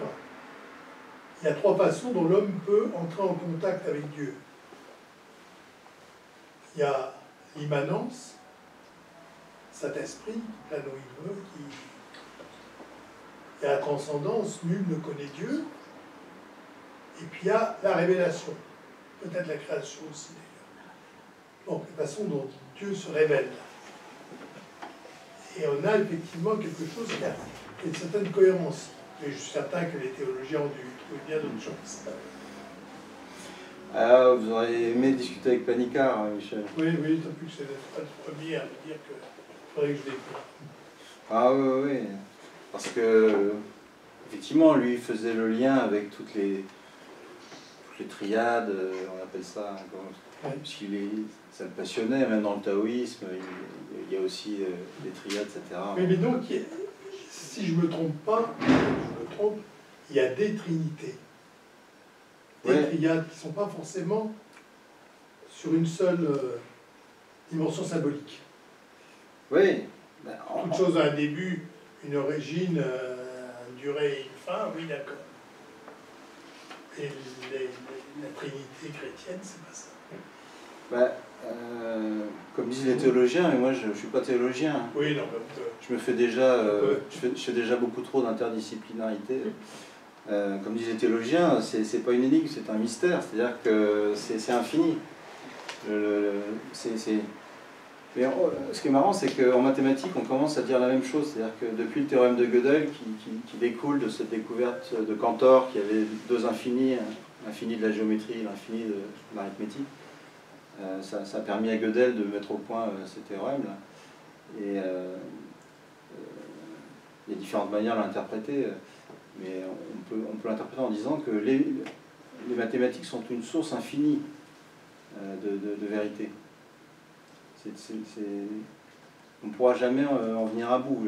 Les théologiens disent souvent que la Trinité chrétienne, c'est la même chose. C'est pas une énigme, c'est un mystère sans fin. Oui, oui. Mais bon, là, moi je ne suis pas théologien. Donc, j'aurais aimé que Panicard soit avec nous pour qu'il puisse vous répondre. Est-ce que d'une manière très simple, on ne peut pas considérer par exemple la matière, l'énergie et l'information? Et il y a certains physiciens, comme Jean Charron ou Rutherford, qui considèrent que les particules de matière, les électrons par exemple, ce n'est pas que de la matière, c'est de la psychomatière, parce qu'il y aurait une partie qui aurait en quelque sorte des propriétés psychiques. La particule aurait des... Oui, mais psychique, si vous traduisez en latin, c'est anima, psyché. En latin, c'est anima. Anima, c'est ce qui anime. C'est le troisième infini. C'est ce que dit Alain Cohn, c'est que toute réalité a une dimension thermodynamique, donc est animée, donc un psychisme, une psyché, une anima, une âme. Donc c'est complémentaire avec ce que ces physiciens appellent la psychomatière.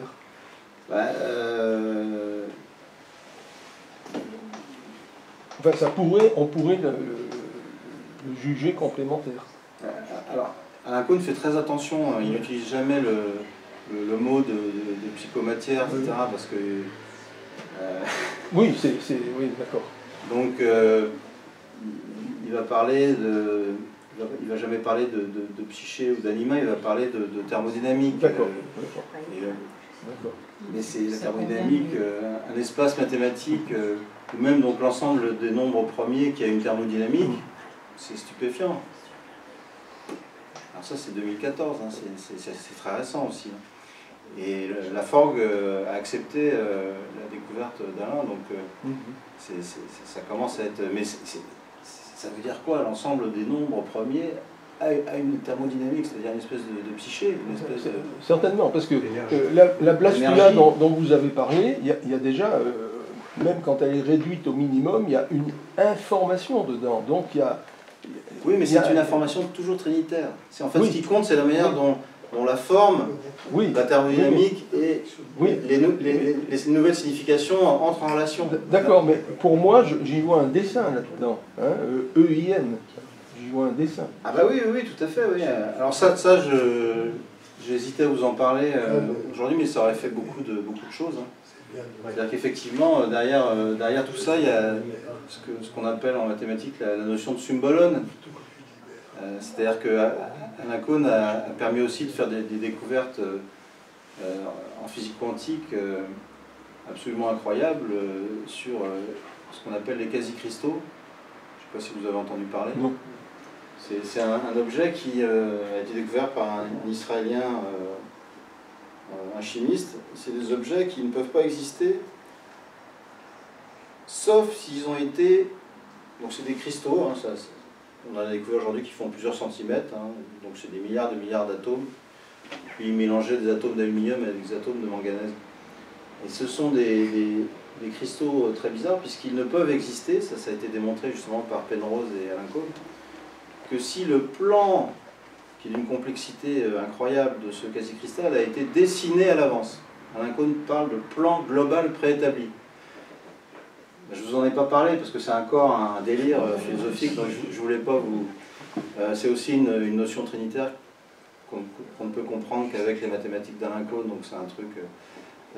mais quand Alain Kohn a sorti un livre à la fin des années 80 sur toutes ces découvertes qu'il appelle géométrie non commutative, il a mis un dessin sur son livre, donc qui est imbitable. Hein. C'est la représentation mathématique d'un quasi-cristal. C'est un truc très bizarre. Hein. Je ne sais pas si vous voyez là. Mais on dirait un flocon.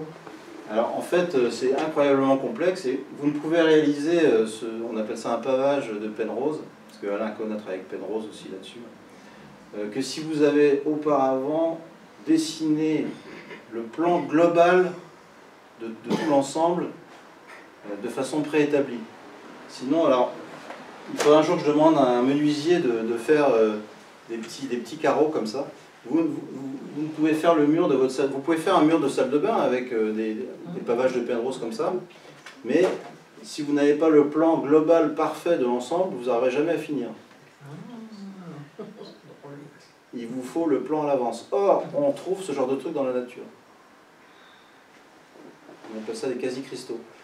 C'est cet Israélien qui a découvert ça, le premier en 82, il s'est fait virer de son labo quand il a découvert ça. Parce que je lui ai dit, bah non, ça ne peut pas exister. Bah si, venez voir, je vous en fais un demain matin. Ah non, non, ça ne peut pas exister, donc t'arrêtes tes bêtises. Il a été viré, c'est grâce aux mathématiciens, des mathématiciens donc, de l'IHES autour d'Alain Kohn, etc. Enfin, c'est toujours le même labo là. Qu'on a compris que, bah non, mathématiquement, ça peut exister avec les mathématiques quantiques et la physique quantique. Et finalement, il a eu le prix Nobel en 2011, Sheshman. C'est-à-dire que la forme préexiste à la réalisation. Il faut que vous ayez le plan parfait avant de pouvoir réaliser. C'est très bizarre, je voulais vous en parler, mais il faut quand même un peu de temps pour vous expliquer. C'est l'essence qui préexiste là. Oui, c'est l'essence qui préexiste. Il faut qu'il y ait... Ouais, c'est de la philo là aussi. Hein. Il faut qu'il y ait une intention. Il faut qu'il y ait une intention, un plan, et que ce plan soit parfait. C'est-à-dire que chacun un carré là, ou un logent, ça représente un atome. Hein. Donc quand vous avez un cristal de 3 cm sur 5, vous vous rendez compte le nombre de milliards d'atomes. Il faut qu'à tel endroit précis, il y ait un atome d'aluminium. Si vous vous trompez, que vous mettez un atome de manganèse, le cristal n'existe pas. Milliards de milliards d'atomes, à cet endroit-là, vous savez qu'il ne peut y avoir qu'un atome d'aluminium, à cet endroit-là, vous savez qu'il ne peut y avoir qu'un atome. Et la nature est capable de faire ça grâce à la physique quantique. Et tous ces grands mathématiciens qui découvrent tout ça, est-ce qu'ils disent c'est dû au hasard? Non, justement cette notion de plan global préétabli, ça veut dire que ça ne peut pas apparaître par hasard. Oui, mais alors ça devrait les convaincre qu'il y a une force, je sais pas. Non. C'est pour ça que les gens comme Alain Kohn, c'est pour ça que les gens comme Alain Kohn utilisent les notions de divin ou de transcendance quand ils sont interviewés par des journalistes du Point. Ils ne peuvent pas faire autrement. Si vous voulez assister à un cours d'Alain Kohn aujourd'hui, il faut vous attendre à ce qu'il utilise le mot de divin, de transcendance, mais c'est un cours de maths. De plan global préétabli, Alors moi, je travaille en ce moment sur un futur bouquin où je pense qu'avec ces mathématiques, on peut aussi, de la même manière qu'on peut démontrer qu'un quasi-cristal, hein, ça on appelle ça des quasi-cristaux, ne peuvent exister que parce qu'il y a eu un plan global préétabli avant, ben on peut aussi démontrer que le corps humain, le visage humain, ne peut exister que parce qu'il y a eu un plan global préétabli. C'est le même phénomène. Mais ça, alors là, il va falloir que j'arrive à convaincre Aaron Cohn, parce que là, c'est chaud. Là. Mais est-ce que le chantier d'ITER, aujourd'hui, utilise les mathématiques d'Alain Cohn pour la fission fusion? Alors, il y a 2 physiciens en France qui arrivent à peu près à suivre Alain Cohn. Voilà, je les connais bien, et ils ne travaillent pas sur ITER. Il y en a quelques autres ailleurs dans le monde, aux États-Unis, qui ont le niveau en maths pour lire un article d'Alain Cohn. Et c'est des mathématiques tellement difficiles. Bon, le physicien qui est donc chercheur en physique quantique, en physique théorique, Marc, il a entré à Normal Sup en maths major. Donc lui, il arrive à discuter avec Alain Cohn. Mais il se fout complètement d'ITER. ITER, c'est vraiment de l'applicatif, c'est très loin de... Alors il y a au CEA un mathématicien qui connaît un peu les mathématiques d'Alain Cohn, mais... Aurélien Barraud? Non. C'est un très bon conférencier. Ah oui, c'est tout. Il est extraordinaire en conférence. Il m'a conférence. beaucoup déçu. Ouais. Mais non. Mais c'est un Grenoblois. Ah, c'est un Grenoblois? C'est un Grenoblois. Oui, encore. Très rapidement, 3 petites choses, on est dans la trinitaire. Alors, très rapidement. Ah oui, là, jusqu'au bout. Très rapidement. Les lois de la thermodynamique, elles sont tout le temps dans la même, enfin je veux dire par là, ça ne varie pas, c'est toujours dans un infini de puissance par exemple. Deuxième chose, le tic-tac, ce serait le fluide infini qui relie l'éternel au temporel. Et dernière chose, Descartes, quand on s'aperçoit qu'il a fait une grave erreur à propos de la fluidité, etc. Oui, surtout qu'il a écrit voilà. Que si un jour on découvrait qu'il avait tort, toute sa philosophie était à voilà. Alors question. voilà, est-ce que ça, je voulais savoir si ça avait un effet sur tous ces grands penseurs, le fait que justement il ait dit toute ma théorie, etc. Pourquoi Descartes a dit ça en fait, philosophiquement? C'est Panicard qui avait bien compris ça. Moi je ne suis qu'un panicarien de basse extraction. C'est qu'en fait, vous avez toujours ces 3 mondes en philosophie, ces 3 infinis. Qu'est-ce que Descartes, c'était un rationaliste de son époque. Qu'est-ce que les rationalistes veulent supprimer? C'est le monde des probabilités. Parce que Descartes, il veut un monde de certitude. Donc il ne veut pas de probabilité. Donc il ne veut pas de fluide. Et surtout pas de fluide en mouvement. Puisque là, il est très très intelligent, Descartes. Là, il comprend que le rationalisme s'écroule. Alors lui, il est comme Newton, il est comme Galilée, il veut fonder le rationalisme. Donc il ne faut pas qu'il y ait de circulation sanguine pour Descartes. C'est une raison philosophique qui fait que Descartes... Donc le rationalisme, c'est l'élimination du 3e infini, du monde des fluides. Alors que le matérialiste, c'est l'élimination du grand infini, du monde de la beauté. C'est pour ça que dans les pays qui deviennent matérialistes, tout est moche. Ouais, ça. En URSS, c'est parce que la beauté, c'est le monde du grand infini, c'est le monde de la création, c'est le monde de l'art, donc c'est le monde du créateur. Les matérialistes, ils ne veulent pas de créateur, ils ne veulent pas de Dieu créateur. Donc, grand infini, éliminé. Mais ça n'empêchait pas les soviétiques d'étudier la bioénergie. Mais parce que les matérialistes ne sont que dans l'énergie. L'énergie, c'est le 3e infini. C'est la seule chose qui reste chez les matérialistes, c'est l'énergie. Donc les grandes cathédrales matérialistes, c'était les centrales nucléaires. Parce que c'est l'énergie, le dieu des matérialistes. Platon l'a déjà compris. Alors Platon les appelait aussi les atomistes, les matérialistes. Les matérialistes, c'est une religion qui est très bien décrite par Platon. Enfin, c'est Panicard qui explique tout ça. pour les matérialistes, il n'y a que le troisième infini qui existe, c'est le monde de l'énergie, c'est le monde... donc on va être sauvé par l'énergie, donc il faut faire des centrales nucléaires.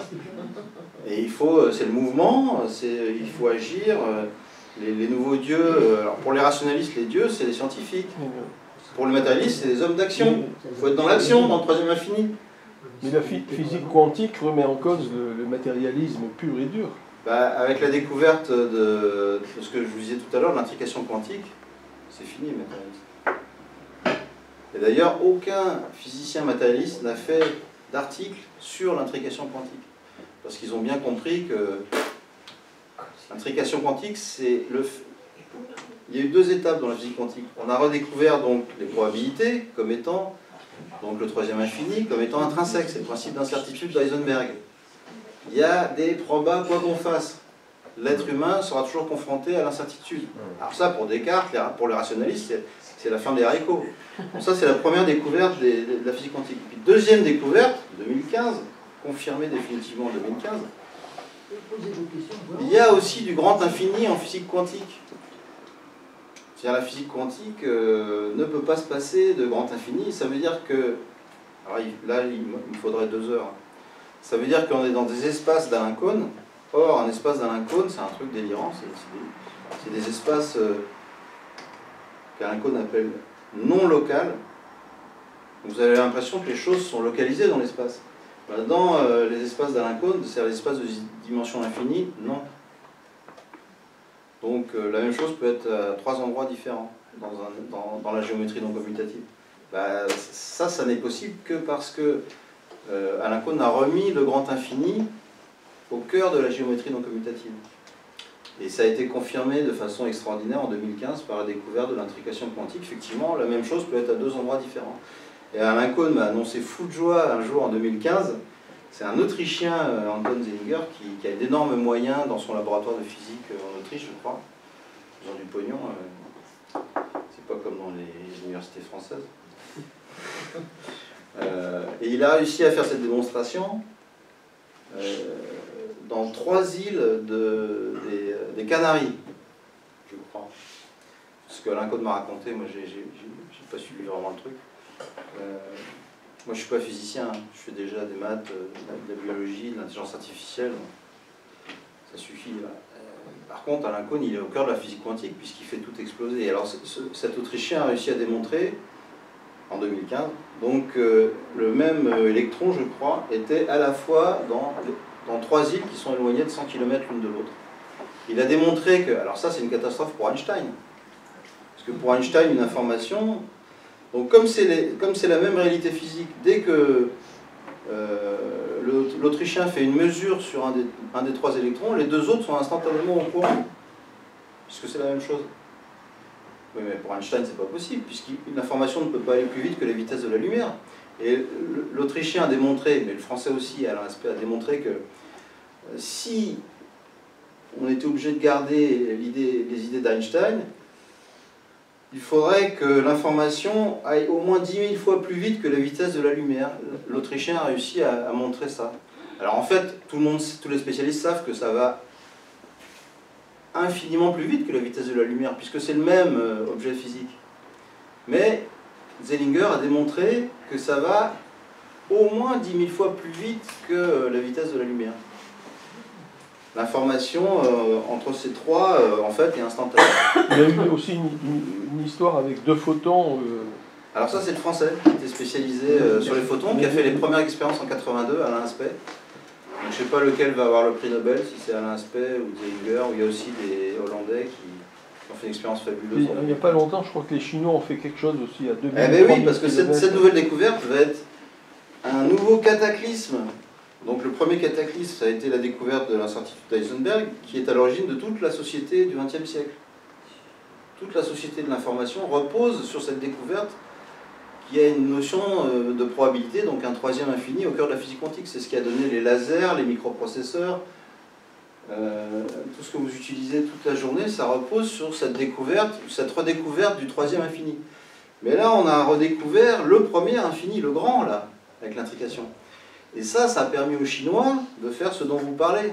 C'est-à-dire des trucs qui sont impossibles si on n'utilise pas l'intrication, c'est-à-dire les trois infinis, parce que l'intrication c'est trinitaire. Et alors bon, là c'est difficile. Hein, et ça permet donc de faire une société encore complètement nouvelle au XXIe siècle, que moi j'aime bien appeler la société de la connaissance. Le XXe siècle c'était la société de l'information, mais là, donc, comme on retrouve le trinitaire, on va inventer une société complètement nouvelle, et les Chinois l'ont bien compris. Et Alexis Carrel, qui n'était pas mathématicien, lui, qui avait eu un prix Nobel de physiologie, considérait déjà dans son ouvrage L'homme c'est inconnu que l'homme existait au-delà du continuum, je reprends son expression, au-delà du continuum spatio-temporel, et que Alexis Carrel disait que la science devait étudier les phénomènes comme la télépathie, etc. L'intrication quantique, ça a des conséquences comme ça. Hein. Oui. Et il y a des tas de labos qui sont bien décidés à investir des milliards sur des trucs complètement délirants, puisque ça y est, c'est démontré. Hein. Et vous vouliez peut-être que je réponde, Françoise, à vos questions? Les deux autres. Oui, oui, bien sûr. Les deux autres, c'était? Alors, le tic-tac. Alors, le tic-tac, redites-moi. Oui, c'est une question difficile là, que vous posez. Alors là, je suis même étonnée de poser. Est-ce que le fluide infini du tic-tac, c'est ça, eh bien, donc, le troisième infini. Ça montre que moi j'emploie le mot éternel, hein, l'infini, etc. Et là, pour rejoindre le temporel, enfin, disons, je sais pas, je dis ça à tout hasard, bon. Oui, alors en fait, j'en parle à la fin du bouquin. En fait, effectivement, ces trois choses sont liées, c'est-à-dire l'infini, le monde temporel et l'être humain sont intriqués. C'est la fin du bouquin. Je réponds à cette question. C'est une question difficile parce que aujourd'hui, Alain Kohn n'est pas d'accord avec moi sur le fait qu'il a découvert le troisième infini. En fait, Alain Kohn a découvert le troisième infini, mais il n'est pas d'accord sur ce point. Moi, je pense qu'il a découvert, mais il me suit pas là-dessus. Il est très... moi, j'ai pas voulu faire de carrière universitaire, donc pour Alain Kohn, c'est quand même... il faut qu'il soit sûr de lui. Donc ça pose un problème pour répondre à votre question. On est un peu coincé. S'en tenir là, parce qu'il est 10h moins 5. Bon, et ben, merci. Je propose que...